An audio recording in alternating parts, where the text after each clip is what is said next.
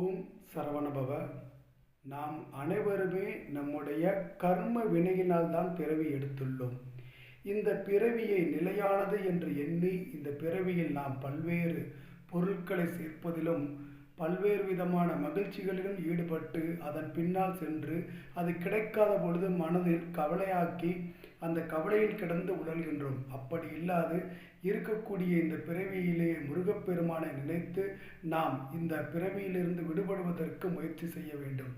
மெய்யே என வெவ்வினை வாழ்வை உகந்து ஐயோ அடியேன் அலைய தகுமோ கையோ அயிலோ கலலோ முழுதும் செய்யோய் மயிலேறிய சேவகனே.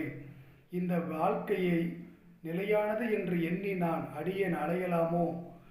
கை மற்றும் அல்லாது சிவந்த வேலும் சிவந்த திருவடியும் இருக்கக்கூடிய முருகப்பெருமான் என்னை இதிலிருந்து